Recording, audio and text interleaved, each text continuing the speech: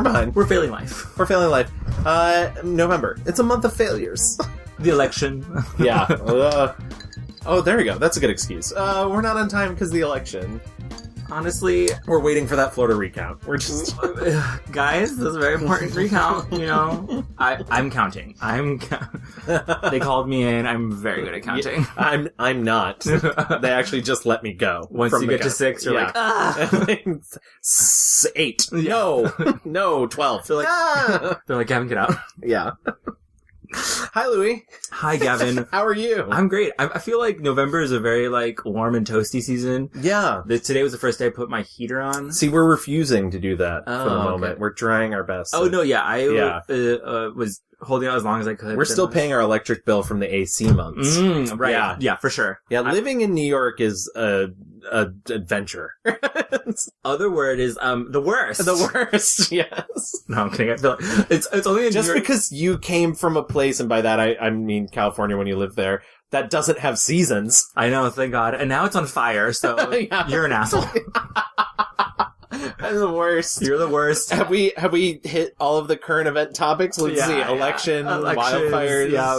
Welcome. We're the Mixed Reviews, everyone. We're the Mixed Reviews. We're a podcast where we take a film subject, such as an actor, director, or a genre, and we talk about what we think works best and what we think doesn't work. We usually take 2 weeks, but you know what? We're taking our time for this one. Yeah. And honestly, this episode deserves it. Oh, absolutely.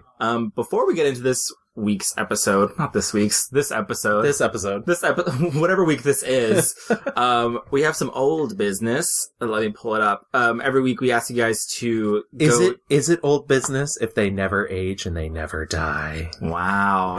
Deep thinking here on the Mixed Reviews. Is it like ageless business? Ageless business. If I could ever find it. Why am I bad at Twitter is my first question. I've been wondering that since I started following you. True.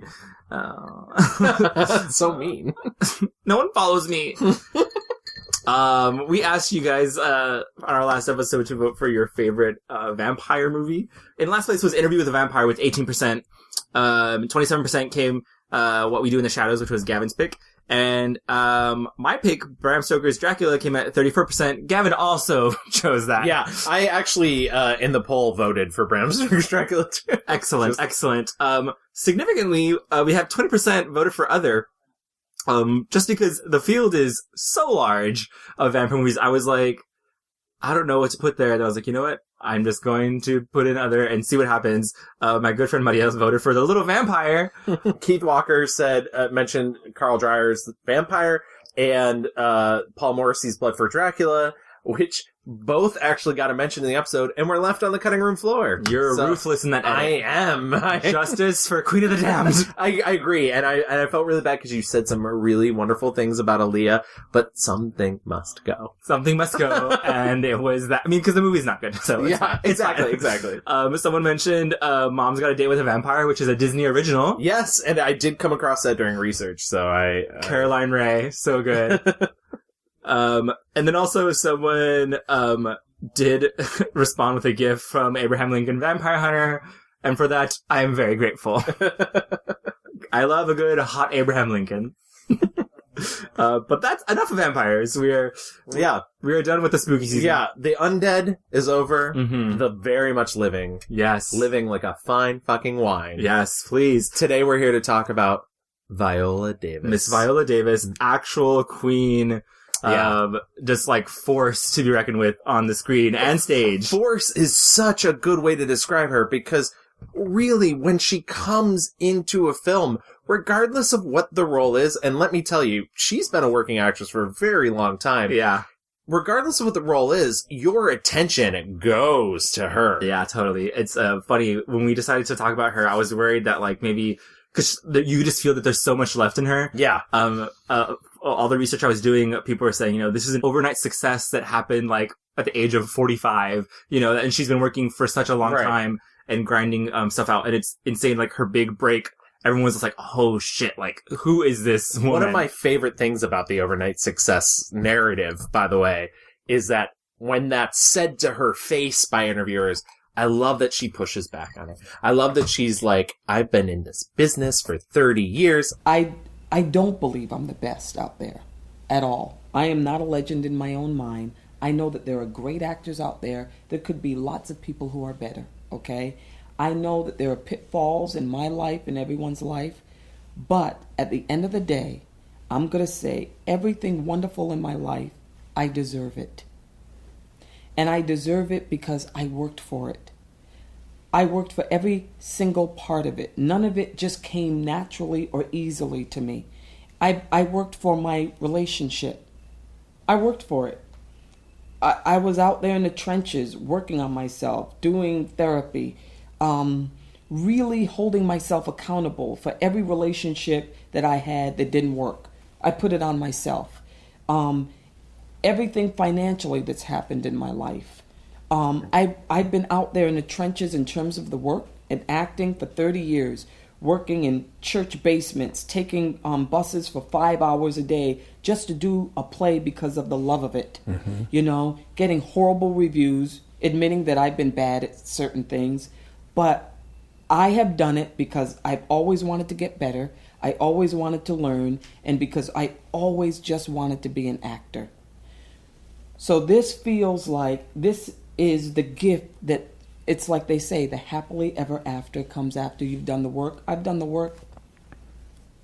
I deserve it. Her career is a culmination of hard work. Yeah. She's earned that sort of overnight sensation that has been given to her. She's earned everything because she worked so hard. I mean, she's talked about, like, there have been shows I've been on where, like, I'm just, like, in the corner with, like, a mask on. How many, with a mask on? Well, yeah, she's, like, a nurse and, like, literally. Right. I mean, no, I agree, small but little things. I instantly started, like, yep.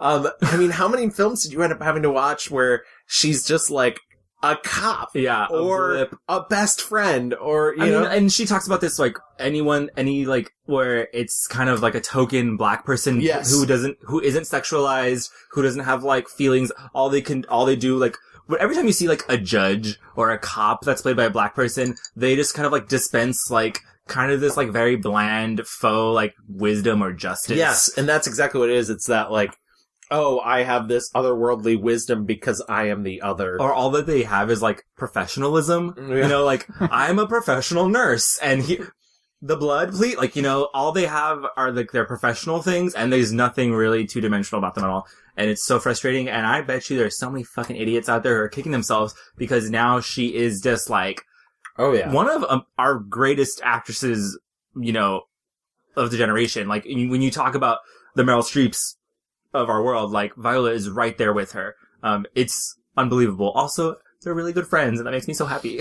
I read an article recently that referred to her as her awards rival, and I was like, ooh, girl. I bet you. But, like, I know, like, Viola Davis apparently loves having people over and hosting, like, dinner parties. And I can just imagine her being like, Meryl, come over, I'm making dinner. And them just, like, hanging out and being like, I don't know, comparing where they keep their, like, statues. I don't know, like, who did you get to, like, build your statuette, cabinet? I don't know. All good things. So with all that said, let's get into our rewind with Viola Davis.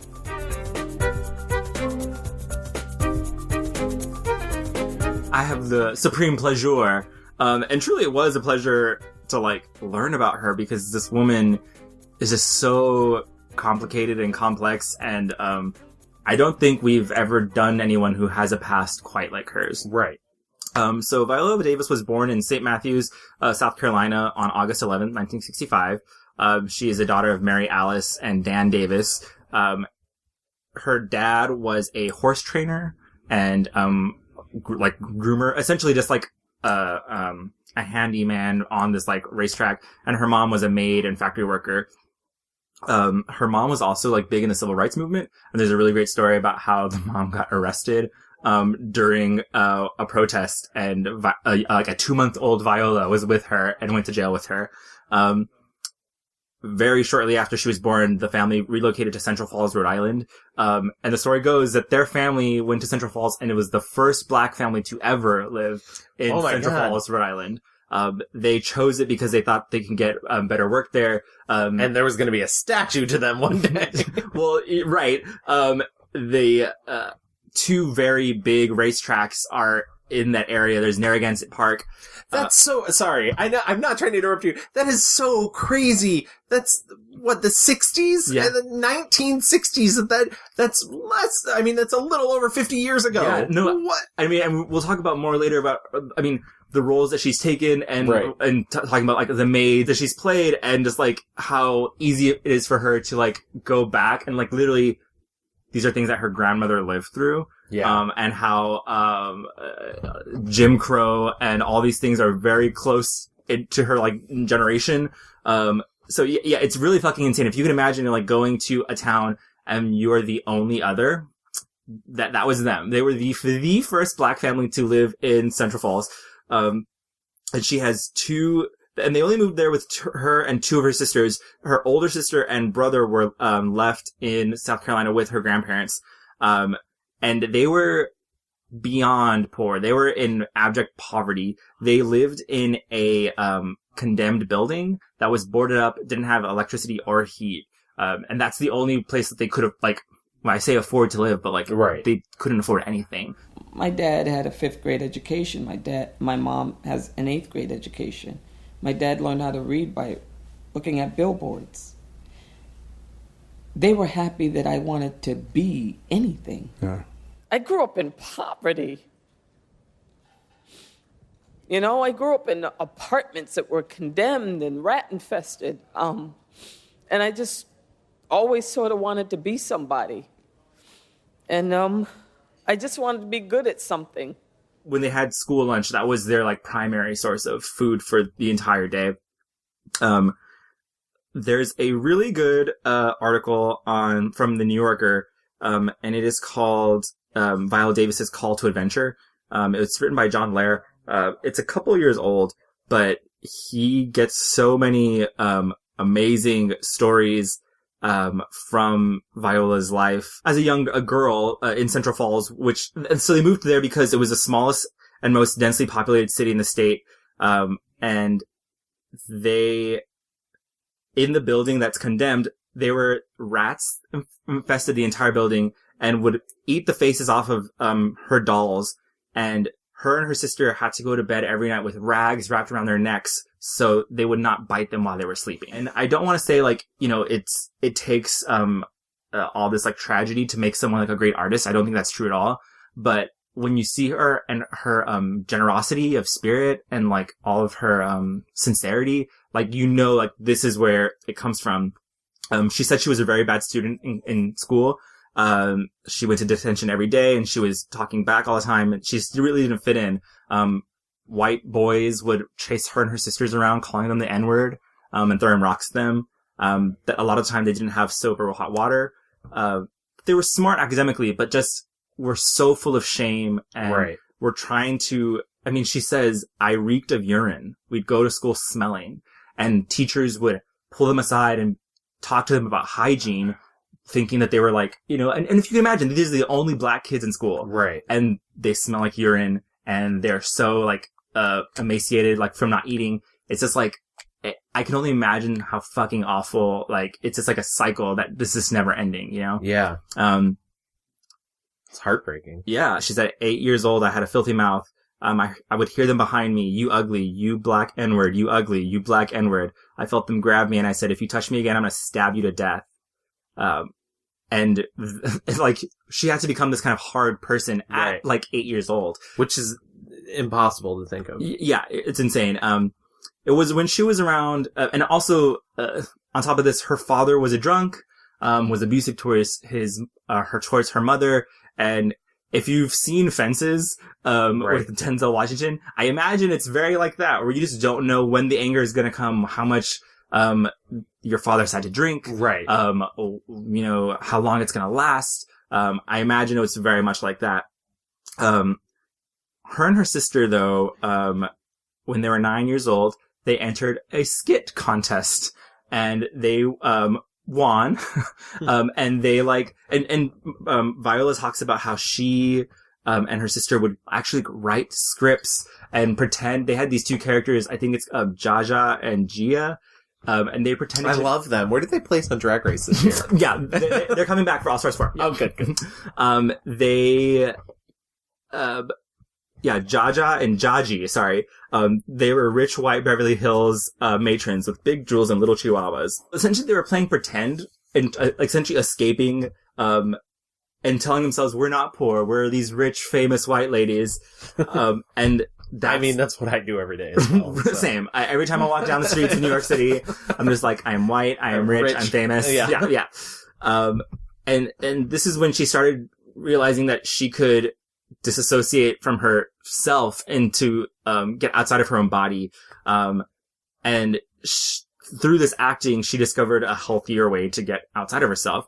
And so they did this skit and they won. They won a plastic baseball bat that they used to literally kill rats in their apartment. So cool. When Viola was 14 years old, though, she enrolled in an acting class through the federal program Upward Bound, which I remember from my high school. Yeah. It's, for low income, at-risk youth to kind of just like get on track. And through that, she went to her first acting class where it was run by Ron Stetson, who kind of was just like also a struggling actor in the area. And he kind of just like laid into all of them saying like, who wants to be an actor? And all the kids threw their hands up.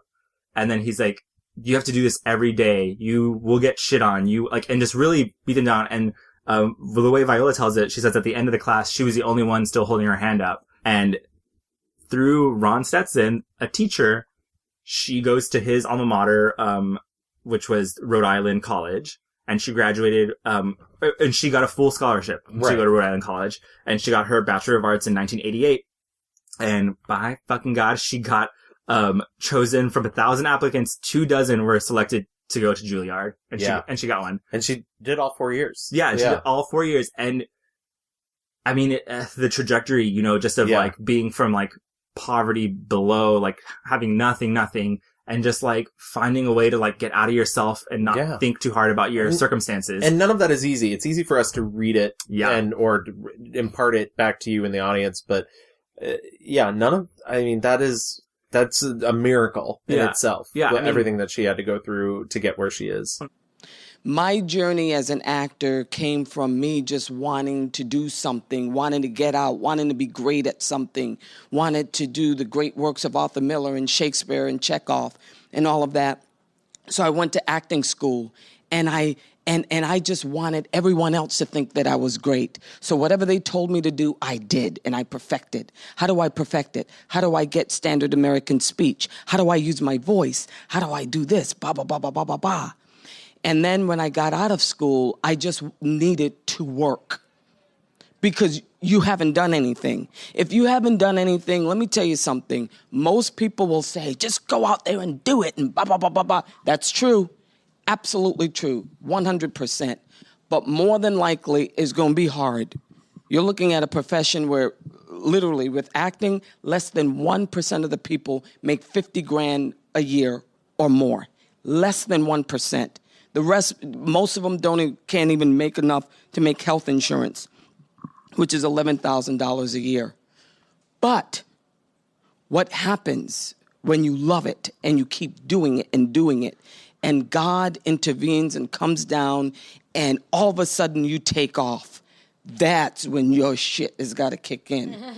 Okay? That's when you have to be the artist that you and the person that you've always wanted to be. That's when you have to find a voice that separates you from the rest. What is it? It's Sanford Meisner always said it. It's the most powerful thing. The most powerful question you can ask is why. And that was me. Why do I have to lose weight? Why is it that I have a deep voice and a wide nose and people keep saying, but your character, you're not pretty, so you understand you can't be the love interest. Why can't I be the love interest? Why not? And all of a sudden, something opened in me that said, where I'm at, my voice, whatever, I could do whatever I want with the character and I can make it my own. I can just go out there and slay dragons. It's like, it's like Elizabeth says, it's like Michelle says, fear. It's like they say, courage is fear with prayer. So you have to have the courage. You know exactly what kind of artist you want to be. There is nothing that's going to tell me that you don't. You just have to have the courage to be able to step out and do it. And that means you have a whole lot of people around you going, what the hell are you doing that for? Because I want to. Because when I go to my grave, that's what I want. That's me. That's what's going to make me.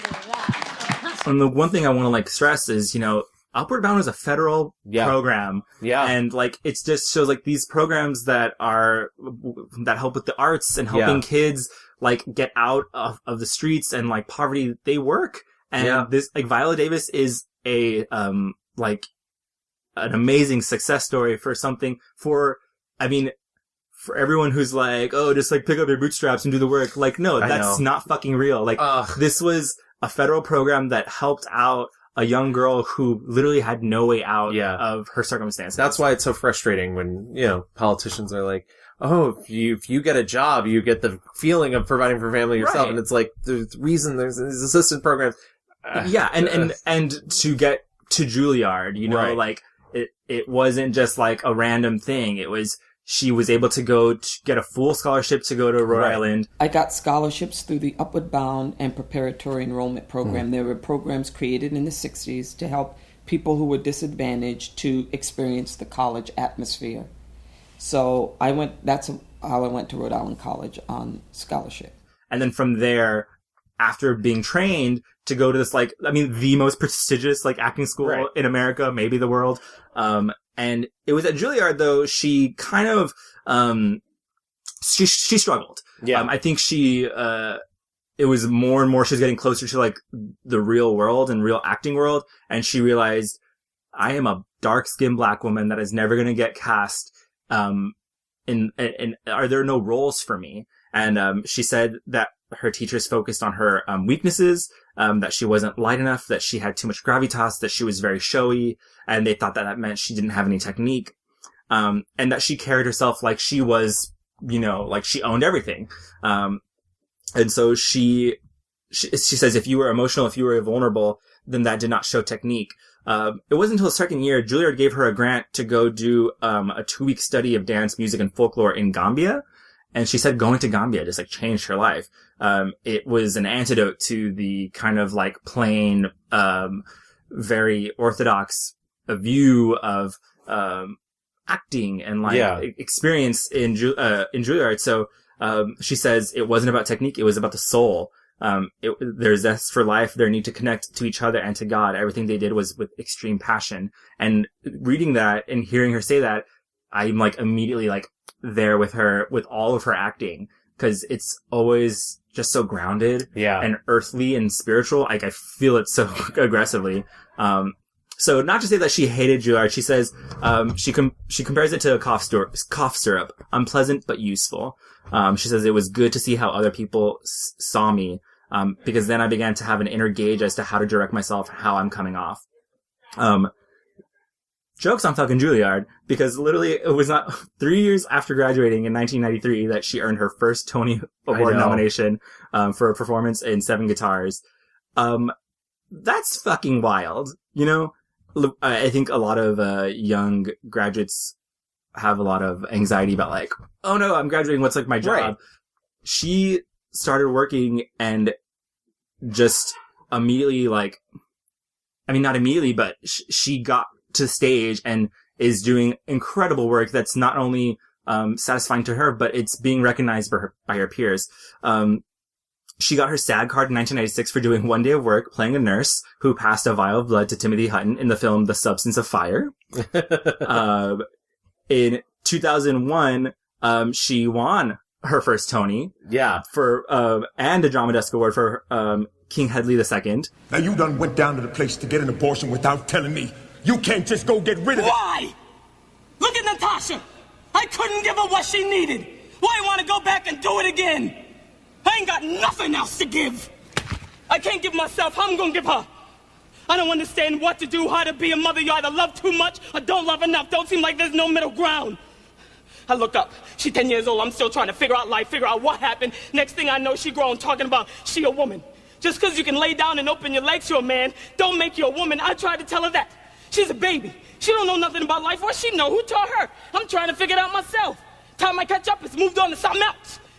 And for the joys of my life, my love, Julius Tennant, and my family, the Davis family, especially Mom and Dad, Dan and Mary, I know you're so excited watching right now. And I just want to tell you, after so many years of being proud of me, I want to tell you that I'm very proud of you.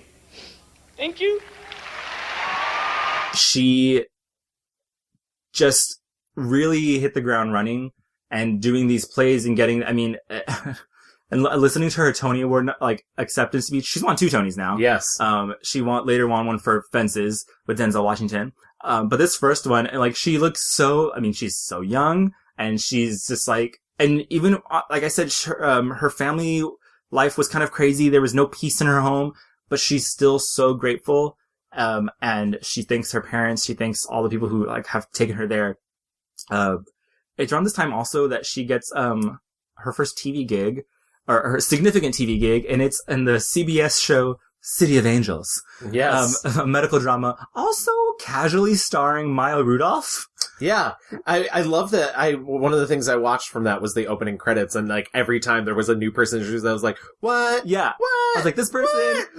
It's essentially CBS trying to do like a black hospital drama. Yeah. The other thing that's memorable about this show, because it lasted 2 seasons. Yeah. And I feel like people kind of treat it as a blip, but 2 seasons is better than a lot of TV shows especially back in those days. Yeah. A season was like 30 episodes. Yeah. You know? And she met her husband on the set of that. Yeah, and she tells a great story about how she met him. Do you remember the day you met him? Yeah, craft services, because I was eating a bagel. Listen, every day was about what was at craft services. That was a time when I wasn't thinking about no diet. So I was eating a cinnamon raisin bagel with tuna fish on it. Mm-hmm. If you've never had it, it's absolutely delicious. So, and complaining about Los Angeles, which I did on a day-to-day basis. So. And what did you say to him? Was it hello? Was it what I was didn't say anything to him. He came up to me and he had his bag over his shoulder. And the first thought, he was like, hey, because we had just did a scene. And the only thing I thought was, he's good looking. He's really good looking. But then he gave me his card. He said, I heard you're not from Los Angeles. You know, I'll take you to Santa Monica Pier. You ever been to Santa Monica Pier?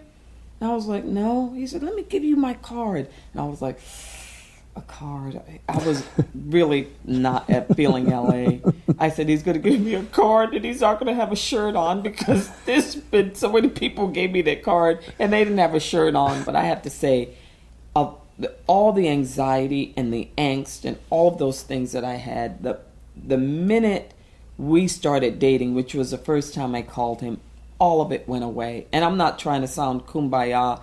His energy, his exuberance, the absolute amount of love and kindness he had, it just transformed me immediately. She's starting to get like very minor roles in film. Steven Soderbergh casts her like 3 times. A lot, yeah.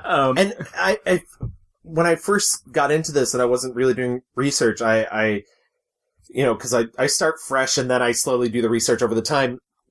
I was like, it's weird that she got all these random roles, and then his name kept popping up, and I was like, oh, that's interesting. And not only did he cast her 3 times, she's also uncredited as the parole voice at the very beginning of Ocean's 11. Just random, like, yeah, casual. And I like that she has this relationship with this auteur director, but also, why can't he find a better fucking role for her? I think I read somewhere that he has said that he liked her voice. And that's why he kept casting her, but like, not really. Because like, so she's fine in Solaris, but it's not a huge role. Yeah, you know? So she's in Solaris, she's in Out of Sight, which is her first Jennifer Lopez movie she's in. And she's good in Out of Sight, but once again, it's not a huge role. You know? She's in Traffic, and Syriana. Yes. She also had very brief performances in Kate and Leopold, Antoine Fisher. She had a secondary role in Far From Heaven, which was in 2002. And she also, like every New York actor, she was on Law & Order SVU. But hers is a little different than other actors because she played a recurring role for 5 years on Law & Order SVU. And the thing that gets her to leave Law & Order SVU is doubt. speaking of doubt, so in 2008, her breakthrough role is with none other Meryl Streep herself, in which, and interesting enough, Doubt is a play. Yes. And it becomes a movie, and she plays Mrs. Miller. I don't think she has a first name in it. I don't think she does either, and it's not, in terms of her career, this should be a blip, but it's not. But it absolutely is not. Yeah. And it just shows, like, what a beast she is. Because she has one scene. Yeah. It is a 9-minute scene, and let me tell you, I wish I could play all 9 minutes of it on this. I'm not gonna, but I wish I could. And you know what? Amy Adams is also in this movie. Is she, though? Because once Viola Davis sweeps in, it's like, Amy who? It's Philip Seymour what? Okay, so first of all, I don't think Philip Seymour Hoffman is very good in this movie. Second of all, Amy Adams is fine, but literally, so like everyone in this fucking cast gets like nominated for an award. Viola Davis, for her one scene, gets nominated for Best Supporting Actress, which is what a true supporting actress should do. Yes. Like, come in, have a scene, elevate the entire movie, and then go away. It's like a fine movie up until she shows up, but she comes in and she like you said, she elevates it, and it becomes art. Yeah, it's very that because, like, I'd never seen this movie before. I remember watching the Oscars that year, and everyone's like, oh my god, Viola Davis has one scene and she fucking kills it. The movie is very fine, but I was like, what's going on? I mean, Amy Adams isn't particularly good in this. She also got a nomination, which is insane because, like, her next to Viola Davis in this movie is, like, bitch, please. Yeah. Like, you really tried it. You know about her Academy Award nomination? I have such doubts. I have doubts. So she has one scene, and it's incredible, and she kind of, like, I mean, and she's up, and the scene is up against Meryl Streep. Yeah. You know?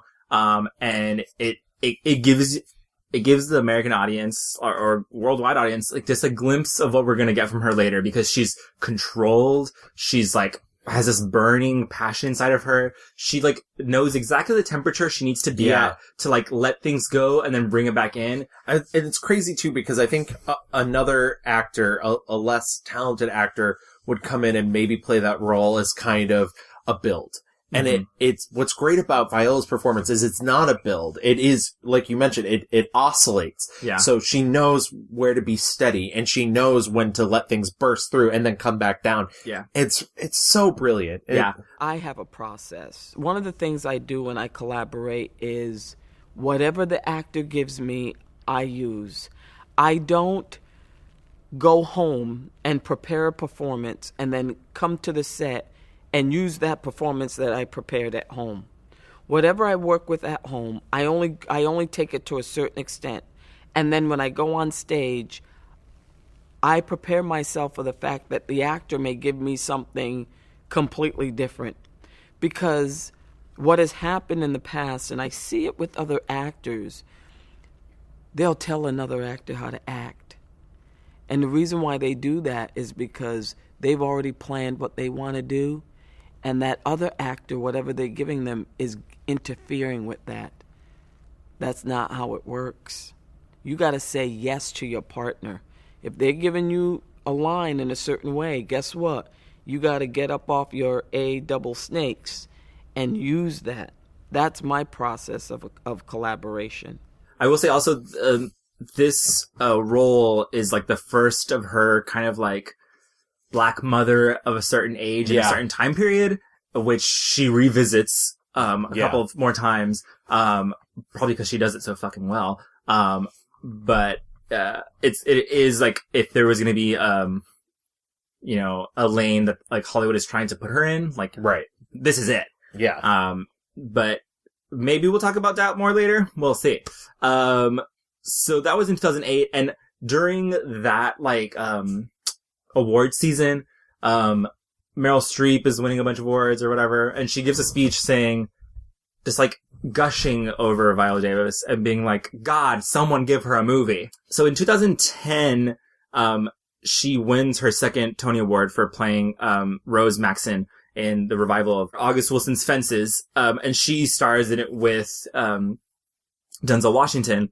She is the second African American woman to win the award for I guess it's the lead role or featured whatever.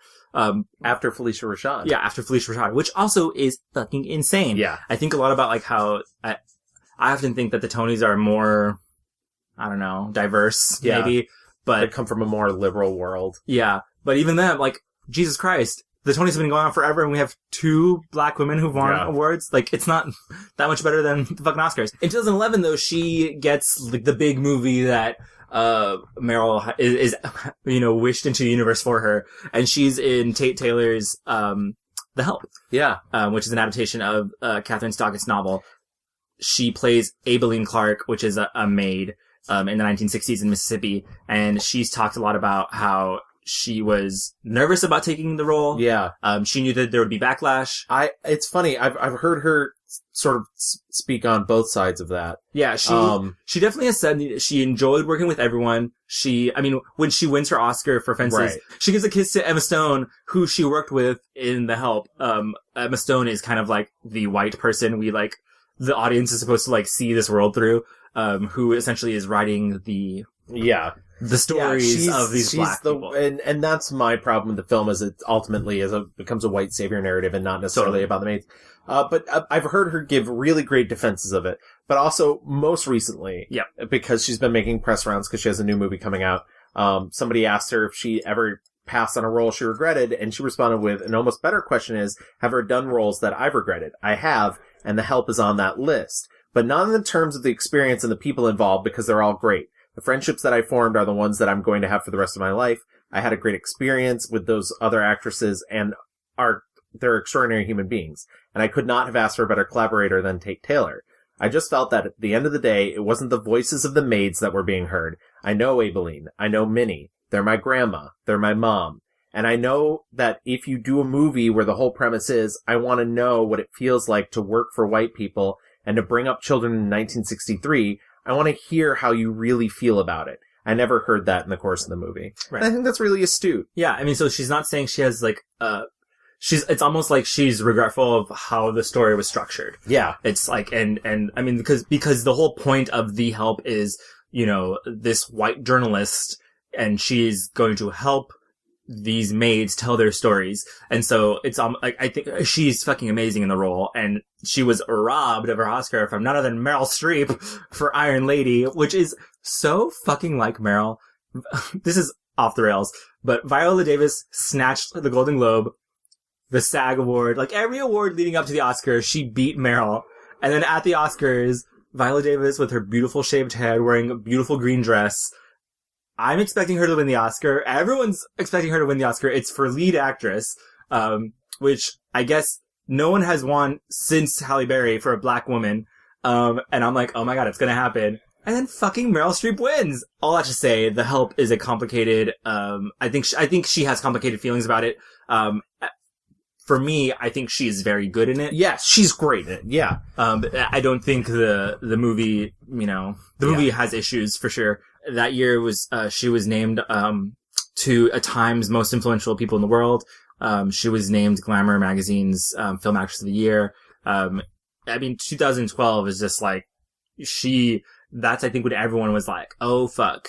Yeah. This is a woman, an actor to be reckoned with, and who we want to see more of. And honestly, it's, we're still in it, I think. There's a lot of really amazing black actresses that have now, alongside her, who are getting the opportunities to, shine. Yeah. And show us their talent. And get recognition for really good work. In 2014, she, gets How to Get Away with Murder. Yeah. A huge show on ABC. She wins a bunch of awards. And I'll be honest, I really like when she talks about it. I don't think the show is high art by any means. No. But I like the idea that she is playing a character that she thinks, some young girl could see her on TV and be like, oh, totally. That's a person I want to be. Also, that's around that time she stops wearing wigs to award events. Cool. And I've heard her talk about how important that move was for her. I took off my hair, I took off my wig because I wanted to step into who I was. And I felt like, and listen, I love wigs. I do. I still will wear a wig every once in a while. I'm wearing a weave right now, so just so you know.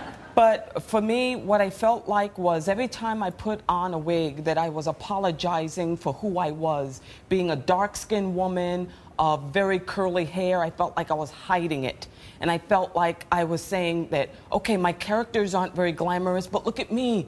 You know, see me, aren't I pretty? And I felt like I didn't want to do that anymore. And I felt that, like, the Oscars was a perfect time to do that, so I stepped into who I was. And this is a conversation for another day and another podcast, but, you know, film itself is inherently racist. A lot of film is not produced in a way that's great for black skin. Yeah. It's made for white people. And I think that's why it's so important. Who's the cinematographer, like the woman who got nominated for an Oscar for Mudbound? Yes. She's worked on all these, majority black casts because black directors trust her to light them well. 100%. Rachel Morrison, by the way, is a cinematographer for Mudbound. Mudbound, yeah, right. And I think she also worked on Black Panther. Yes, she did, yeah. Like you said, film is inherently racist, and I think that's why it's so important to have, like, more diverse people behind the screen and, like, making movies as well to give, actors of all colors, like, the beautiful, treatment that white actors get all the fucking time. Yeah. So in 2015, Viola Davis becomes the first black woman of any nationality to win Primetime Emmy Award for Outstanding Lead Actress in a Drama Series. I was actually at that Emmy ceremony. Yes, you were. And it was incredible. Her speech at this Emmy Awards is unbelievable. The only thing that separates women of color from anyone else is opportunity.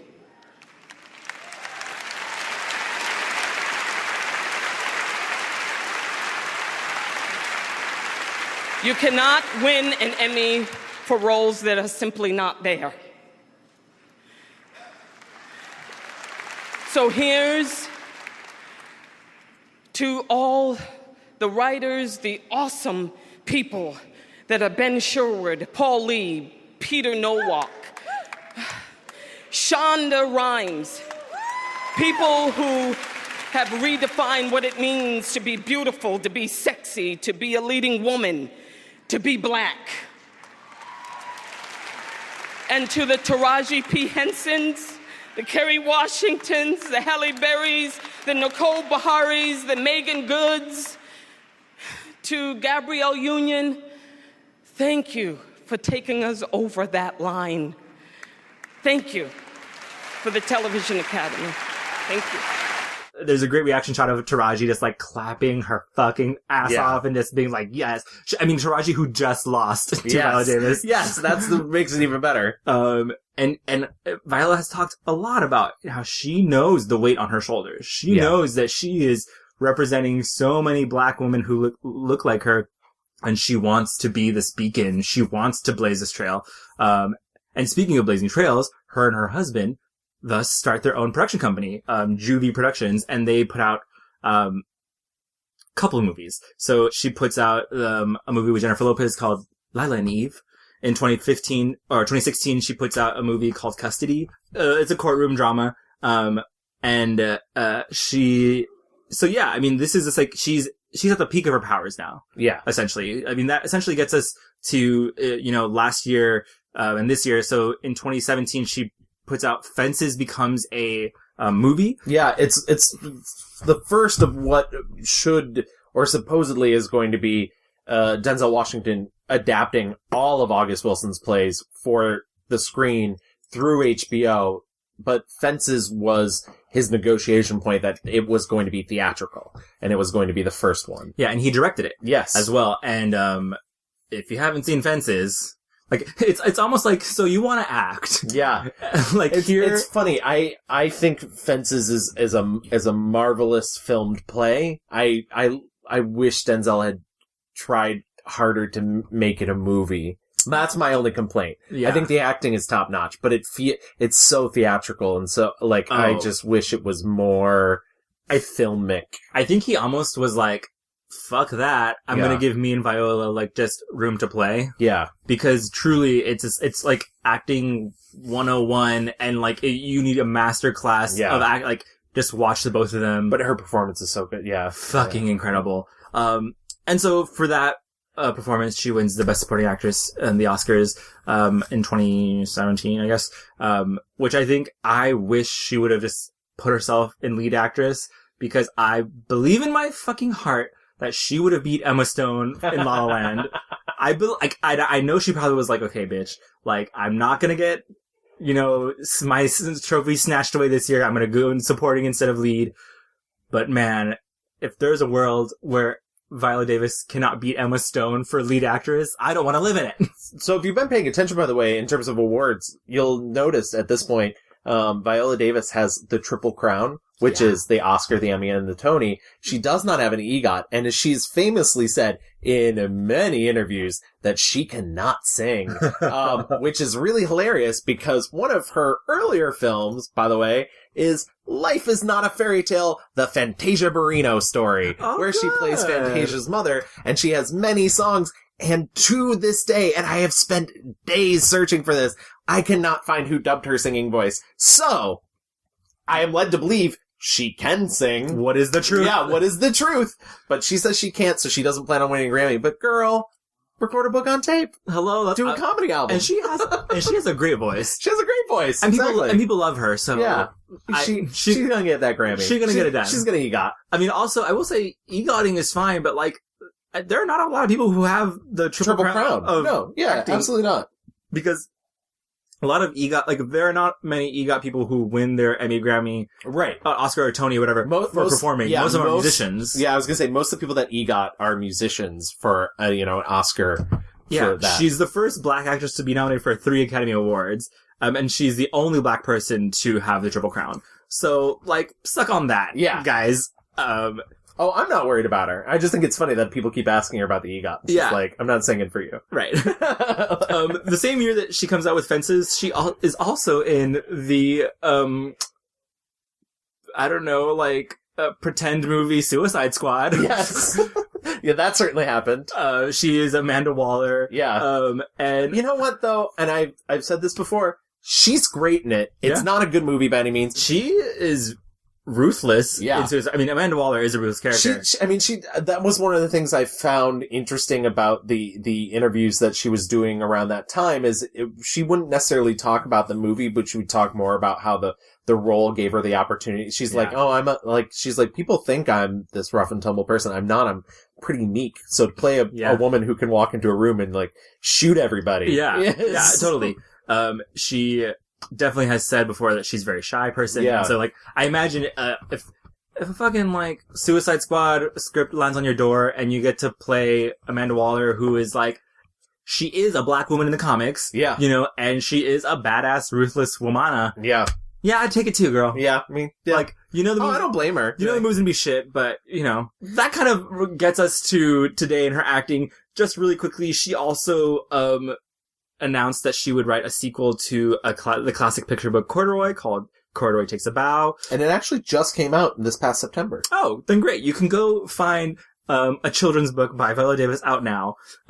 She also is very involved in various philanthropy and activism things. She donated funds to Central Falls, Rhode Island public library because the city ran out of funding and it was going to close down. And she said, I don't think so, honey. She gave money to Central Falls High School for its theater program.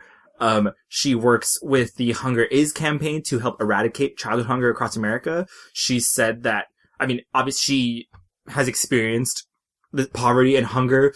And she said that she wanted to join them in their cause because the word was eradicate, get rid of, not by 30%, not by 20%, but to do away with it completely. So, she, has helped them raise tons of money. I think she also, works a lot with, sexual assault, survivors and things of that nature. She is just an all around badass human being. And I like when we talk about people's philanthropy because I think oftentimes people have a bad tendency to look at celebrities and be like, well, what else are you contributing besides my entertainment? And, I often see on the other side of political spectrum when they're telling celebrities that they're not allowed to talk about politics and that, and as if they're not human beings. Yeah. And I actually hate saying this. I have a relative who will remain nameless, sort of a distant Mama. relative. No, definitely not. My mom is a saint.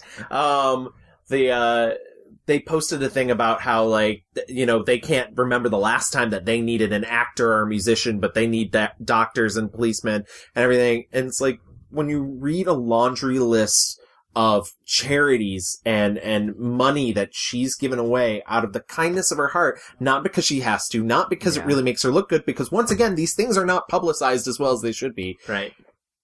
I don't know, that makes me happy. And it's like, no, you actually do need these actors. You do need these people that are paid kind of an absorbent amount because they give back. Yeah. They do. And I think in her case especially, she really came up through the system. Yeah, absolutely. I mean, and again, I guarantee Viola Davis, from everything we've learned over these weeks, had a harder upbringing than this person I was just talking about. She's even, her and her, husband, Julius Tennant, they adopted a daughter together, Genesis, and she says that they named her Genesis because it was the beginning of their life. Yeah. And she is, and she talks about her a lot in her acceptance speeches and just how she is her whole world. And I think she's in the article that I mentioned, she talks about how her house, she loves her house so much, and she fills it with lots of food and lots of things just because she didn't have that as a child. And she loves cooking and having people over. And I think a part of that is just like, she knows the struggle that she kind of like went through. She's proud. And she deserves to be. She has spoken facts about her parents and their, lack of peace in the home or whatever. But I've never heard her say that my parents were bad. Right. It was like, we do the best we can. Your circumstances, however awful they may be. And now she's giving back to her community. She's giving back to like people that are afflicted in the same poverty that she was afflicted. Yeah. And she's doing, I mean, she seems like such the consummate professional. I think that kind of wraps up our, Viola, she's really amazing and she's had a good career. So we should move into our reviews. So do you want to start with our 1-star review? Yeah, let's do our 1-star reviews.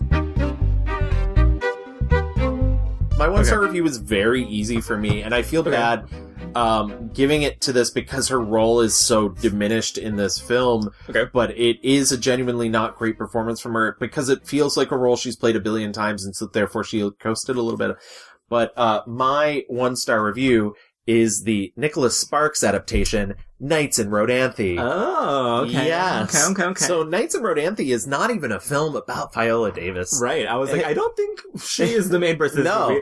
It is... who plays the leads in Nights in Rodanthe? Why, it is Diane Lane, who is lovely, radiant, and I'd take a bullet for. Okay. And Richard Gere, who I would not take a bullet for. I would do things with Richard Gere. I mean, I would do that. I'm not... But I don't love him as much as... Diane Lane. Yeah, as Diane Lane. And... the very quick synopsis. Essentially, Diane Lane's a woman who's she separated from her husband who cheated on her, but now wants to get back together. And so she, to sort of think about things, takes over her friend's inn. Her friend is Viola Davis. And Viola Davis plays Jean. She runs an inn out in Rodanthe. And she's going away to a conference or something. I can't remember. She said because the narrative requires it, she's written out of the film. Right. So she's going away and she needs somebody to look at her, to watch over her inn during hurricane season. And nobody else is scheduled to be there except for Richard Gere's Dr. Paul. Dr. Paul. Dr. Paul. And so... Wanna look over the inn with me? And so Diane Lane, runs this inn while he's there, and he's the only one there, and it's hurricane season, and they slowly fall in love over time, but then they have to split up, but they continue writing letters to each other. Diane Lane's life goes on about, she's trying to get a divorce. Richard Gere, admits to, speaking of actual monsters, admits to his son, played by James Franco. Actual monster. Yeah, he's been with this woman, and because James Franco's like, oh, you're happy now, weird. And anyways, before they can get back together, Richard Gere dies in a tragic accident. And James Franco, his son, brings Diane Lane's character the letters, and he's like, thank you for making my father the man he never was, and, because it's a male redemption story, of course. Of course. And then she goes back to the inn at the end, Rodanthe, and she's all sad because she's lost him, and she sees a bunch of horses on the beach, and it's Sign! This is a very Cliff Notes version. Yeah. Dr. Paul? It is so bad, so schmaltzy, so just everything you hate about it's all of Nicholas Sparks' worst instincts on film. I'm not really here to even talk about the rest of the movie. I just want to focus on Viola, who has 3 scenes tops. Ugh. But essentially her character exists to only focus on Diane Lane's problems. And it's the worst sort of black best friend character. Right. Like, she's there to be like, oh, your husband wants to get back together? Honey. That sort of like, barf, yes, barf. exactly. So what happened? Jack get tired of that Miss Flip Curly was reptiling around with behind your back, your best friend? She was not my friend. She was in my carpool. You're my best friend. Don't play me. What? The kids want things back to normal, you know? Doing it for the children, huh? Which reminds me, when are you gonna send me Miss Amanda so I can out-attitude her attitude and send her home right? I wish you would. I wish you would. And you can almost tell that Viola is just bored of doing this. Yeah. She's tired of saying these lines. She's tired of playing this character. But my favorite moment comes midway through the film. She calls to check on her inn, and she looks like she's on the set, but not a real set, like a soundstage version of How Stella Got Her Groove Back. And it's just her and lots of lacy pink curtains on a couch, and she's talking to Diane Lane, and Diane Lane's like, I thought you were, having business or whatever, and a man comes over with 2 champagne glasses and speaks some French, and they make out, and she has her small, like, but this is the thing, like, and I know earlier you mentioned that one of the things that she hates is that these friends are never sexualized or anything, but this feels out of left, because you know nothing about this character. Right. So it's just suddenly like, okay, why am I interested in her, like, slutty vacation? Right. She's like, I'm going on a slutty vacation, take care of the end. Yeah, exactly. And, but on top of that, if that character had been written at all interesting, I would have liked to find more out about the slutty vacation. Yeah. Or, like, I would watch the slutty vacation movie. Yeah. And so, I don't know, it was just upset. The deeper I got into this film, I was like, where is Viola? What is Viola doing? Mm-hmm. And yeah, it's bad and awful, and I don't really care for Nicholas Sparks adaptations anyways, but this is probably one of the worst ones I've ever seen. I mean, it's no Walk to Remember. Yeah. It's no Mandy Moore. Shane West. Exactly. But what could be? Richard Gere. He's no Shane West. Who could be a Shane West? There's only one. So sorry, Viola, I have to give you my 1-star review for that, but... Okay, I feel very bad about giving this 1-star review. Oh, I think I know what's coming. It's 2015's Lila and Eve. So, what we need to know about Lila and Eve is that it is a Juvie production, which is her production company with her husband, who is also in this movie playing like the next door neighbor, Ben, who's nice and wants to make out with her all the time. This movie is insane. Yeah. Like, the twist, I think I realized the twist, like, very early on. I did. And I was like, oh my god, please, no, please. And then Viola, no! Yeah, I was like, Jennifer Lopez, no. Lila and Eve, is a crime drama where, Viola Davis plays Lila, who is a single mom of these 2 teens. And one of the teens is, he's a man now, Mom, and let me live, and he's at the wrong place, the wrong time, on the street, just like walking home, gets killed in a drive-by shooting. And this movie kind of wants to talk about, like, cops that don't help, black murders, but, like, really do the most for white people getting murdered. And so you see Lila as a grieving mother attend these like grief circles with other mothers of kids who have been killed in violent crimes. At the grief counseling, you see a Jennifer Lopez appear.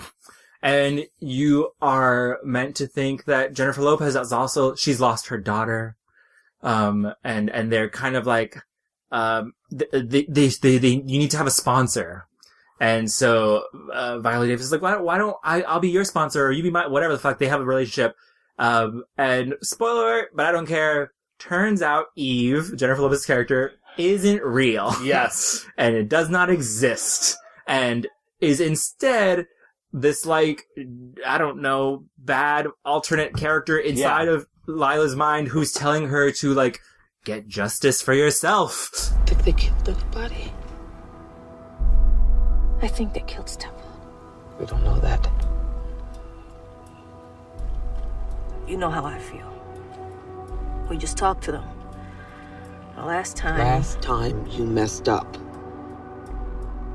That's what I was gonna say, okay? Last time I messed up. So this time, it's all you. If you wanna go, we'll go. If you wanna talk to them, we'll talk to them. If we get a name for that cop, I'll leave the tip. But it's all you. I'm going home.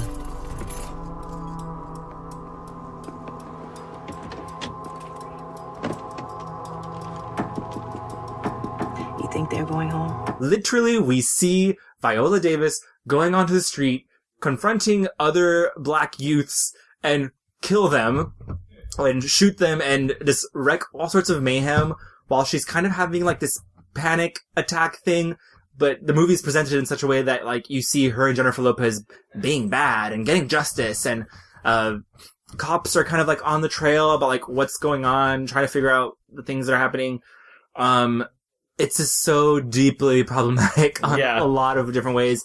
And I can see her, I can see Viola, like, getting this script, or I don't know how the fuck this movie got to, like, the Juvie Productions desk. Yeah. But her being like, oh, this woman is complicated. She's grieving. She has Jennifer Lopez as an, like, I don't know, a fucking... An alternate personality, maybe. Right.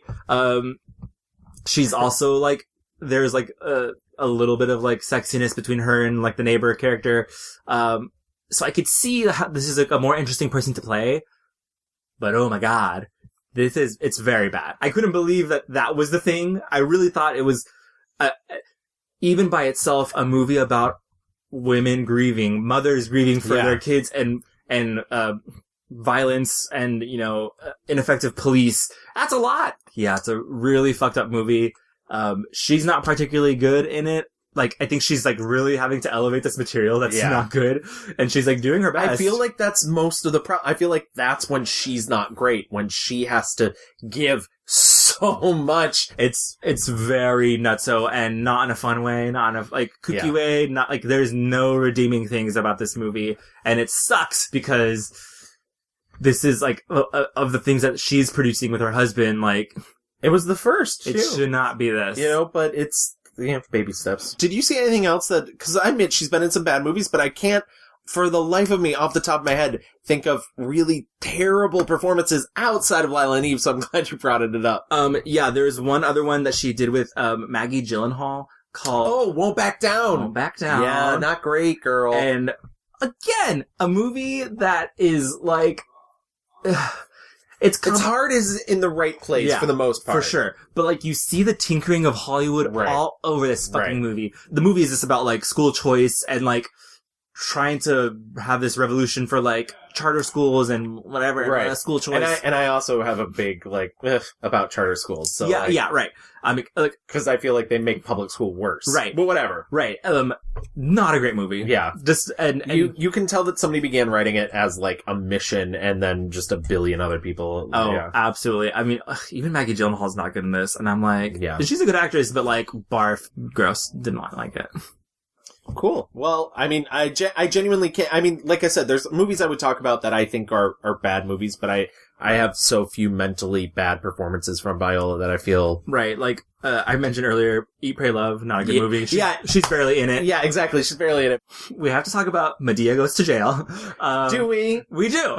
She's in this, and she plays, like, a counselor for, like, drug addicts and, like, prostitutes, and, I don't know how the fuck Tyler Perry got Viola Davis. Like, this was before she blew up, and she's, the best part of this movie. I think I can cover that eye up. We have companies that work with our ministries to get women off the street. That's if you want to be. Who said I wanted to be, huh? Candy, you said that's what you want. Well, I told you. I mean, Sometimes women like her say one thing one day, and then they wake up and they say... Okay, but what you mean, girls like her? You don't even know me! Junkies like you with a problem say one thing one day and another the other because you're on that stuff. Go to hell. You go first. It's that type of movie, and, like, I like some of those movies. This one is not one of... Like, I hate the movies where he's like, you don't pray enough and do drugs, you're gonna get AIDS and die. Yeah. Because that's a lot of fucking movies. I was gonna say that's a lot of time. We've talked about it before. We talked about it in his adaptation of Four Colored Girls. Yes. When we did Whoopi. Yeah. Yes. Yes. Yeah. Some of his movies I enjoy, but this one is not one of them. A majority of them are like this, so I'm glad that she has moved on and graduated from the school of Tyler Perry's garbage movies. So we should move into our 5-star reviews then.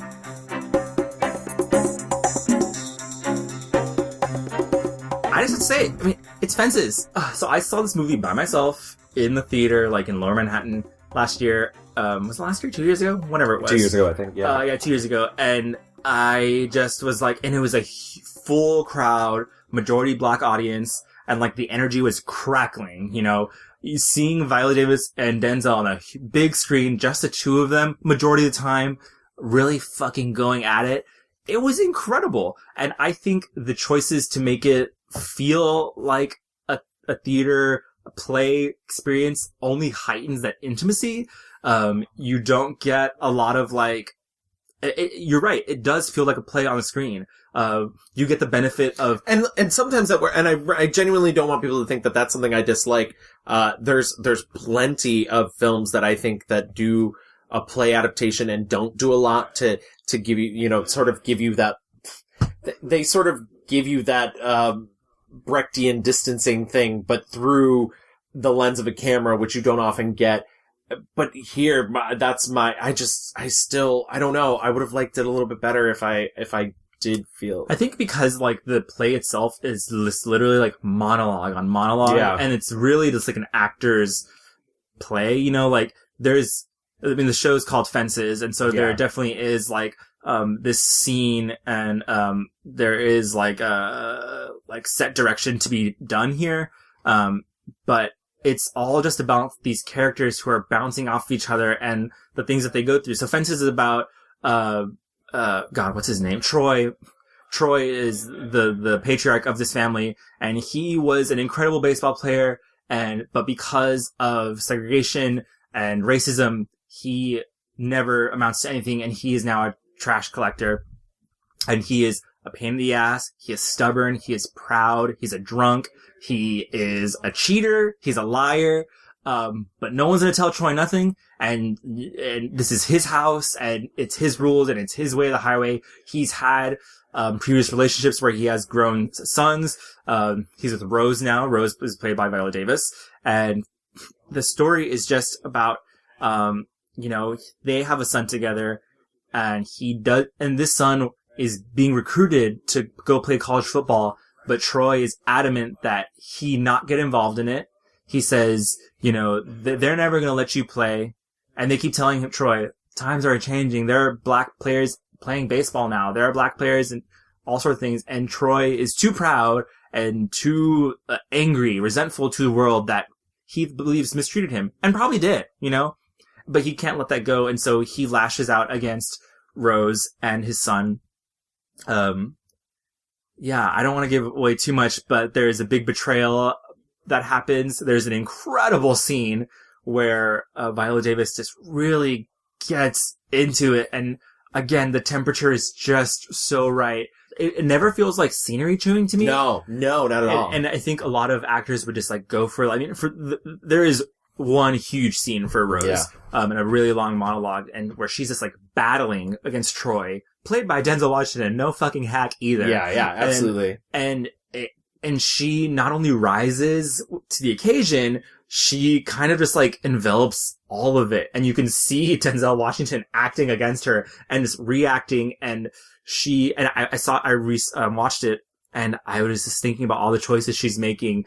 There's a moment when she like almost falls while she gets this news from him. She is so emotional, and she's said in interviews before, she's like, when I cry, snot comes out of my nose. And that's just what it is. That's the reaction. And so she's crying, snot's everywhere. She's like wiping it away. And It's not easy for me to admit that I've been standing in the same place for 18 years. Well, I've been standing with you. I've been right here with you, Troy. I got a life, too. I gave 18 years of my life to stand in the same spot as you. Don't you think I ever wanted other things? Don't you think I had dreams and hopes? What about my life? What about me? Don't you think it ever crossed my mind to want to know other men that I wanted to lay up somewhere and forget about my responsibilities? That I wanted someone to make me laugh so I could feel good? You're not the only one who's got wants and needs, but I held on to you, Troy.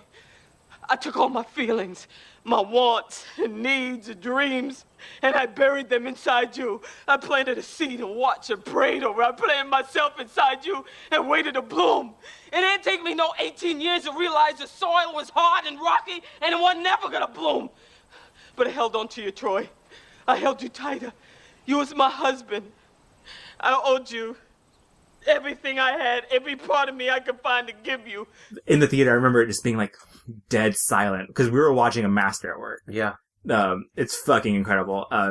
So this movie is on Amazon Prime right now, so it is easy to watch. It's and again, not only just seeing like some of the best black actors in America right now, but like the best actors we have. Period. Yeah. And it's incredible because this entire production is same cast, same everything from the play. Yeah. So and I think that was a great choice too. Yeah. Like yeah. A lot of people don't. I mean, I never saw the play. Like a lot of people that do not have the opportunity to watch plays of this caliber with this caliber talent, and so it's such a gift that Scott Rudin and all the producers were like, let's just bring it over. And Denzel, like, I mean, and when she wins her Oscar, she like talks just so lovingly about these people in the process. And it's, yeah. So I'm gonna feel a bit like a hack, but I feel like the only other option then is Doubt. Yeah. Is Doubt. And Doubt's not even a movie I love, I'll be honest. And I would have loved to have seen the version of Doubt, the filmic version of Doubt that had Cherry Jones in the Meryl Streep role. Because that's how it was done on Broadway. But I think her performance in Doubt is, I don't think that movie would have gotten as much attention without it either. And that movie really was really big, heavy awards, a lot of chatter about it and everybody talking about everything else. But really the focused center is her in this 1 9-minute scene. Yeah. And I feel bad because she's definitely done great movies since then. I don't want to boil her career down to this one star-making turn, but really this is what launched that, and I feel it deserves the credit for that. Doubt is a film about Philip Seymour Hoffman. It plays a priest. He's accused of molesting a child. Having inappropriate relations with a child. And I was going to say, it never really fully goes full explanation. Yeah, the whole... I mean, it's all about doubt, right? Like, even like the beginning of the show, he gives this sermon. Yeah. Whatever pastors, priests do. And he's talking about like, the consequences of doubt. Yeah. And like, that's the spark that lights. Yeah. Meryl Streep's character. So Meryl Streep is this sort of busybody nun who hears this rumor that he's had inappropriate relations with this child, and she begins the process of attempting to find the truth of what has occurred here. And it's significant that the child is the only black student in the school. He's the first black student to be like moved over into this and Catholic school. And the added layer of when Viola Davis is introduced. Viola Davis plays his mother. She has it's not really even a confrontation with her. I mean, it becomes a confrontation, but it starts out as a conversation, where Meryl Streep is essentially telling her that she's worried about this possible relationship that Philip Seymour Hoffman has, with her son.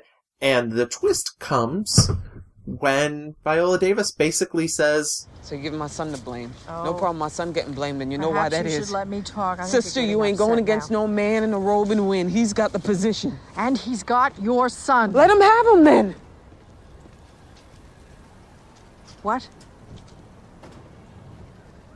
It's just till June. Do you know what you're saying? No more about it than you. I believe this man is creating, or may have already brought about, an improper relationship with your son. I don't know. I know. I am right. Why you gotta know something like that for sure when you don't? What kind of mother are you? Excuse me, but you don't know enough about life to say a thing like that, sister. I know enough. You know the rules maybe, but that don't cover it. I know what I won't accept. You accept what you gotta accept and you work with it. This man is in my school. Well, he's gotta be somewhere. Maybe he's doing some good too. After the boys. Well, maybe some of them boys want to get caught. Essentially, he says, my son needs a man to love him. Yeah. Because she essentially is saying she knows that her son probably is gay. Yeah. And that his father does not like him and beats him and is awful. And she says, you know, my son likes the father. Yeah. And he's nice to him. He's nice to him. And if he can just stay in school until June and graduate, and he needs love from a man somewhere in his life. And it's hard. It's hard to watch. It's fucking rough. It's so rough. And it's not the layer you expect when that occurs. And she really gives it her all in that scene. I don't want to get too much further into what happens in the film after that because, I mean, it's all sort of liquid and I don't want to give too much away. I mean, it's a very famous film, but that scene, if you leave that scene without having your heart torn into at least 8 pieces, I don't. Suffice to say, Meryl Streep's character does not like her response. No, she is stunned. Yeah. And it's 2 brilliant actors really giving their all and doing something. I don't know.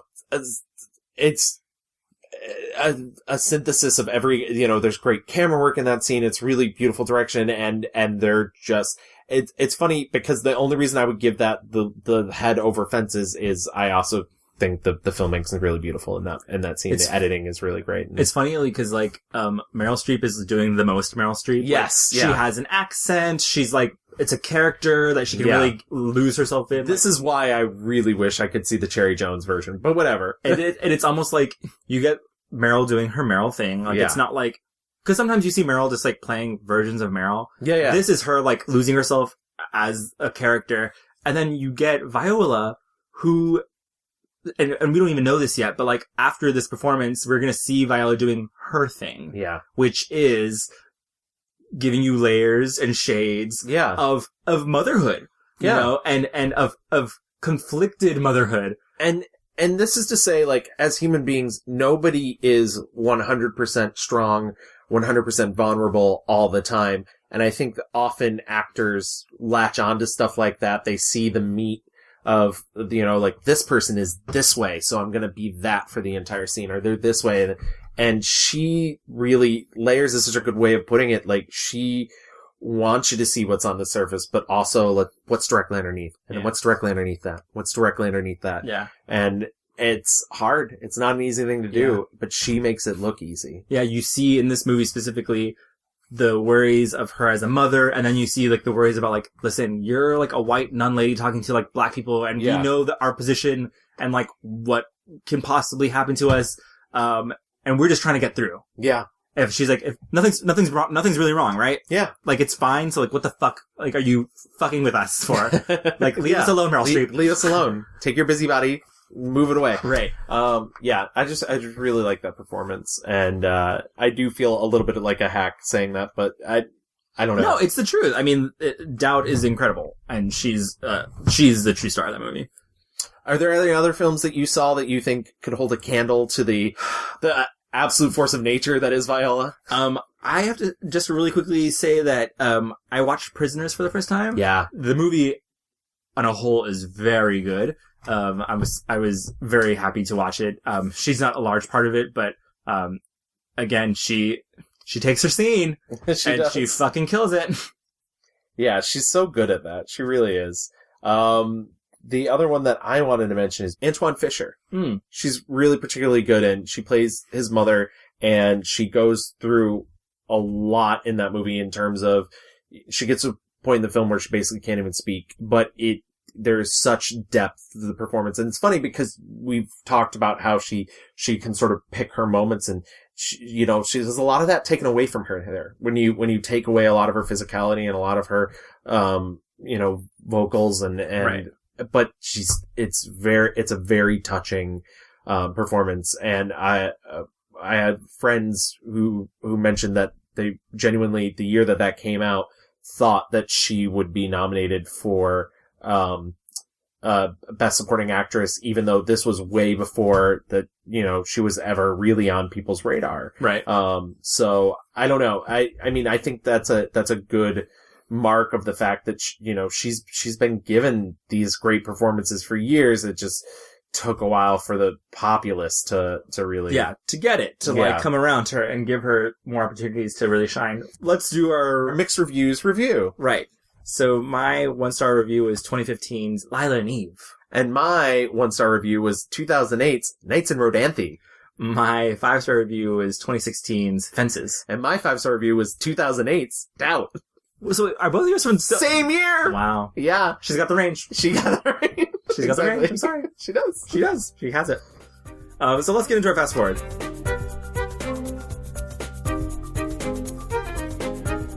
We have a special fast forward for us this episode, right? Yes. So, before we move into our actual fast forward, which will be brief because we have this additional part, I did get a chance to sit down with my good friends from the This Had Oscar Buzz podcast. Yes, love because them. they've actually seen her new film Widows, which comes out this Friday. Yeah.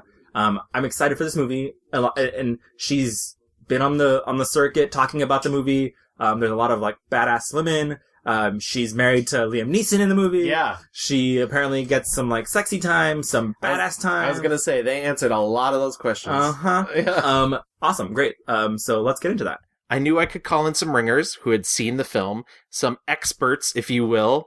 So I got my good friends from This Had Oscar Buzz, a fabulous podcast, which you should subscribe to if you haven't yet. Today I'm here with freelance entertainment writer Chris File. Hello. And senior writer at Decider.com, Joe Reed. What? Shut up, thank you. Yeah, thank you guys for doing this. I am so excited, and I'm a huge fan of your show, by the way. I've been a big fan since you started, so I'm very happy to finally get you on. Back at you. We love your show, so... Oh, stop. We're so happy to be here. I know. So you both had a chance to see Widows already. I'm assuming you both saw it in Toronto. Yes. Did you see 2 seats away from each other? We saw it together, which I think Joe could probably attest to. Seeing this movie with me specifically was a whole other different experience. Like, seeing it 2 seats away from me was an accidental 4DX experience. It really was. Because like, your seat's moving, there's some shaking, yeah. I couldn't sit still during this movie.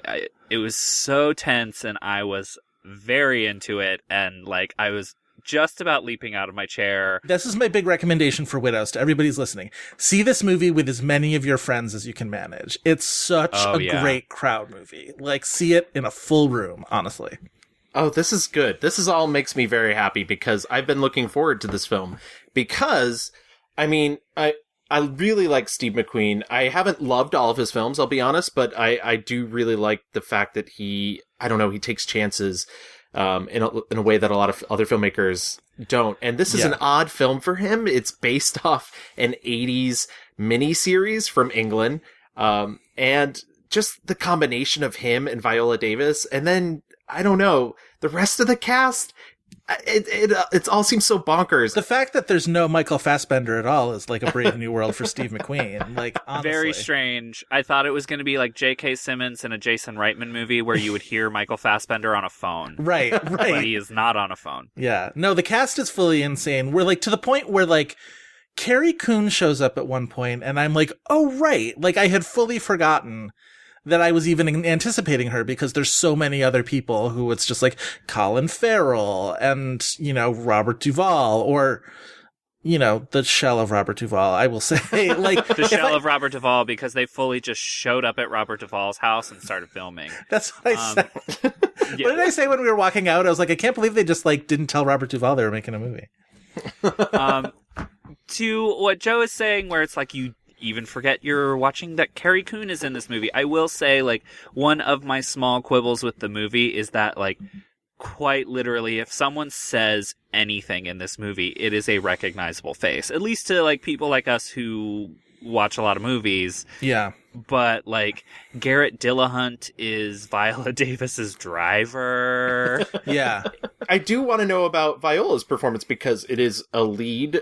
She has to have chemistry with Liam Neeson, which, I mean, I would love that. Yeah. Let me just say, this isn't a spoiler because it's like the opening shot of the movie. This movie opens with some chemistry with her and Liam Neeson. That's true. Yeah. It is there. It is front and center and present.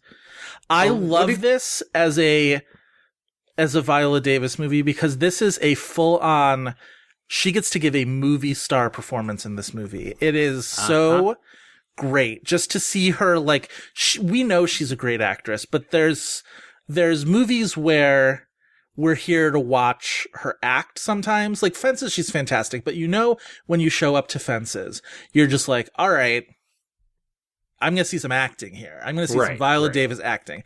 And what you get in Widows is just a no-fuss movie star performance. She carries this movie, and this is a movie that is, as we just mentioned, filled to the brim with recognizable actors, all giving great performances, doing a very, like, there's very good ensemble work happening. And on top of all of that, Viola Davis is still carrying this movie as a movie star.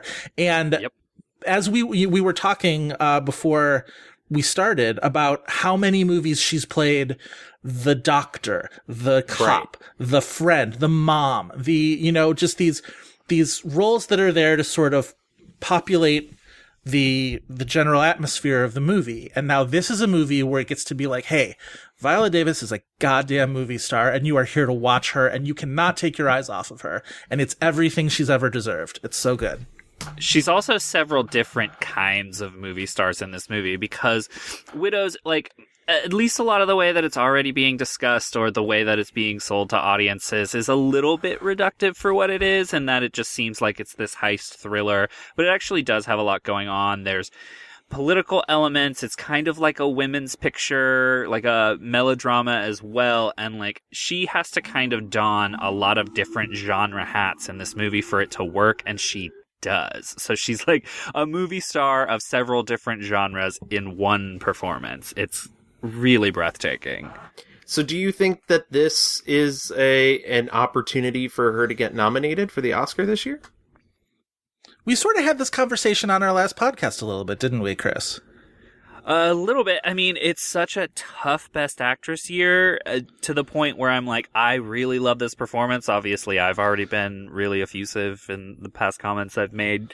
And like, it's just so tough. Like, I definitely would have to see this movie again. I think it's going to go over well with audiences, but I think because it's so violent and because people are already kind of quick to say that this movie is more so going for box office than awards, I think the movie's going to have to make some money, and that would definitely help. Yeah. But I do think she is, the performance as far as like how good is she, like she's great enough to get a nomination, certainly. It's something that's going to end up having a little bit of genre prejudice against it, where like even a movie like The Departed, which I think is the sort of gold standard for a movie like What Widows is and its Oscar hopes, like you would want to be obviously do as well as The Departed did. But even The Departed only won acting nomination and it wasn't for any of the leads. Like I think Matt Damon is so great in The Departed, and it's weird that there was no awards attention, but I think it's part of that is the leads in a popcorn movie are expected to be, as I was mentioning for Viola, like they're the movie stars. They're the ones sort of holding it up with their persona and their charisma. And I think awards voters, and particularly Oscar voters, tend to look for that acting. And so I think sometimes just holding up a movie with the sheer force of all of your, if you're pulling all of the elements together, it sometimes doesn't look like you're doing one thing strenuously. It's not particularly showy. And I think this year you've got, Lady Gaga and Glenn Close and Melissa McCarthy. I like to love all of these performances, but I think they're all bringing something. They've all got more of a hook, I think, than what Viola is doing here. And I think that might ultimately come down to it. But I would say she is no worse right now than like 7th place on this. Like she's in the mix for sure. I mean, I think there is a certain element of, as extreme as Steve McQueen's films are, they are very workmanlike, and you can tell that his ensembles show up to work and like focus on what the work is. Even though we've called her like a capital M movie star in this movie, there is a certain level of modesty to what everybody is doing, and everybody is serving the larger story. That's tough because of the how many people you've sort of mentioned across the path of this film. But that's really interesting. Going forward, where do you think that this is going to fit sort of in Viola's larger film career, and also what do you sort of hope for in her future? I feel like this one will probably loom pretty large. I think especially if the movie does really well financially, which I think it will. I think for as much as, we love her and we've, thrown awards at her and we've talked about her, at where she belongs, I think, in the elite class of actresses, but she really doesn't have a whole lot of unabashed lead roles on her filmography, which is like too bad, like fully too bad and awful. But like, this is most certainly the most she's ever like commanded a movie. And I think because of that, I think it's going to loom very large for it. And I think people are going to, especially if this movie does well, that's the other reason why, like, bring people to this movie, see it opening weekend, drive up the box office for this movie. We need to make the idea of a, Viola Davis fronted movie the most lucrative thing in Hollywood so that they'll keep doing it, because we deserve that as a movie-going public, and she certainly does. And she's certainly showing she can handle a lot of different type of, like I mentioned, genres in a single role. So it's like, where's the future? I think she could be headlining any different number of movies. I want to see a Viola Davis romantic comedy. I want to see Viola Davis action movie where she's not a cop. I want to see, the whole gamut. Where I would really like to see her keep moving is, this feels like the first time it's not just a lead role, but it's also the first time she's really worked with an auteur, with Steve McQueen. Right. And he is really attuned to what her gifts are and letting them shine and kind of getting out of the way of them, that I think he does with a lot of his actors. And I would really like to see her work with, a lot of visionary filmmakers like him. How dare you? David Ayer is a... I want everything for Viola Davis, though. I just think she's truly an astounding talent. So, yep. Yeah. Well, thank you both so much. I really appreciate you coming on the show and taking time out of your evening. Why don't you tell everybody where we can find you online? First, you can find our podcast, This Had Oscar Buzz. We are on iTunes, Google Play, Stitcher. You can find us on our Twitter at had_Oscar_Buzz. We also host on a Tumblr, which is thishadoscarbuzz.tumblr.com. My personal account, again, I am Chris File. You can find me on Twitter at Chris V File. I'm also on Letterboxd at Chris V File, where we have our log of all of the films we've done. And I also write regularly for The Film Experience and hopefully elsewhere. Yeah, all that stuff Hire me. that Chris said about the podcast. Also, I'm on Twitter at Joe Reed. Reed is spelled R-E-I-D. Same with me on Letterboxd. And every day you can find me writing about film and television at Decider.com. Well, thank you both so much. I really do love your podcast, and I'm so happy to see you guys be very, very successful. It is not a jealousy thing at all. We love you guys. We honestly, we mutual appreciation. To have you on very soon. Yeah. Oh yes. Yeah, absolutely. Look forward to that coming soon. Absolutely. And thank you for having us as well. This was so much fun. Yeah. And I mean, twist our arms to talk about Viola Davis. Yes, seriously. Absolutely. Thank you again. Louis, what are you looking forward to in the future from Viola? One thing that I really want to know is Viola Davis maybe funny? I feel very much the same. I feel like we're on the same wavelength of this. Like, she's very good at what she does. Yeah. And I I want all the opportunities for her. Yeah. But I think it would also be, I would love to see like just a pure romance or even a rom-com. Yes, I want a rom-com from her. I really do. I want like a good second act rom-com. Yeah. Yeah, like maybe she's a woman who's divorced, maybe she's not. Maybe she's the late bloomer. Yeah. She meets a man. I want like Amanda Waller takes vacation. Amanda Waller takes vacation. Take some time off. Like honestly, like any movie that like Radiant Diane Lane is getting. Yeah.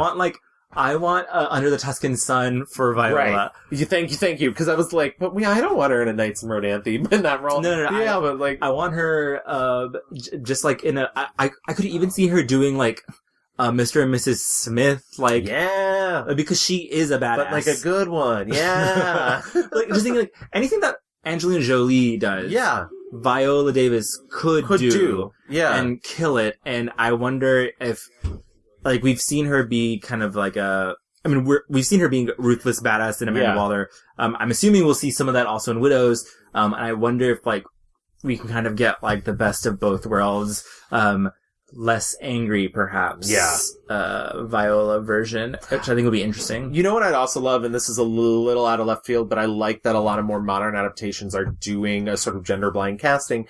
I'd love to see her as the lead in a Shakespeare thing, anything. Like, maybe like a Prospero and the Tempest or something. Something that's like real gravitas to it, because we know she can bring that, and I really want her to be able to play in that playground. I think also she's talked a lot about like, just Hollywood doesn't give a lot of women like her opportunities just to be like pretty. Right. And girly. And to be a woman. Yeah. And I would just love for her to like in Lila and Eve, there is one moment where like, she does her makeup and they're going out dancing. And I was like, wow, we don't really get to see Viola Davis doing this specifically. Yeah. And that's how you know it's a juvie production, because she's like, my character, a dark-skinned black woman, is going to put on makeup, put on a tight dress, and go dancing with Jennifer Lopez. Absolutely. Like, and I want that, even more for her. She can literally just fucking do anything. Yeah. Like that.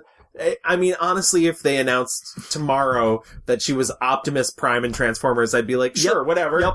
Yeah, it's correct. Viola. Correct. Yeah. Does she have anything in the pipeline beyond? She does. So she has an untitled Harriet Tubman project. I want to say it's, an HBO thing. It might not be, but I know that she was trying to get a Harriet Tubman project off the ground. And there's also something on her IMDb called Troop Zero, which says it's a comedy. So maybe we will get our wish and see some. Oh, apparently Allison Janney's also in this. So can't wait. She also announced on March 1st that she'd be starring alongside Lupita Nyong'o in The Woman King. The film will tell the story of the general of an all-female military unit, who's played by Davis, and her daughter Nawi, played by Nyong'o. So, cool. That's a great... That is immaculate casting. Yeah, absolutely. So she's got a lot of things coming down. She's not slowing down anytime soon. And it's funny, because you talked about this at the very top of this. She's got a lot still going on. It's not... There's no way that Viola Davis is going anywhere. Absolutely. And I think she, in these 10 years that she's been famous, yeah, she's made a name for herself that's going to go down in history. Absolutely. And it's only going to get better. We have so much left of her. And absolutely. And I'm so happy. And that being said, I'm excited about Widows as well. Yeah. So, yeah. We'll go watch it this weekend. Absolutely. Cool. Anyways, that wraps up Viola Davis, who is a true queen. A true queen. And if you need to find us online, us at The Mixed Reviews, you can find us on Twitter at The Mixed Reviews. We're on Facebook, just at The Mixed Reviews. You can email us at reviewsmixed@gmail.com. And you can find us at all your friendly podcast stores, iTunes, iHeartRadio, Stitcher, Spotify, anything you kids are using nowadays. The youth. And if you want, as a big favor to me, you can leave us a 5-star review on iTunes or Apple Podcasts, because it helps other people find us. Yeah, and leave us a nice little review. Yeah, leave us a little love note. Tell Louis how great he looks right now. Oh my god, thank you, Gavin. No problem. That's what I'm here for. But until next time, goodbye, everybody. Bye, thanks for listening. In the water, 'cause God's gonna trombone.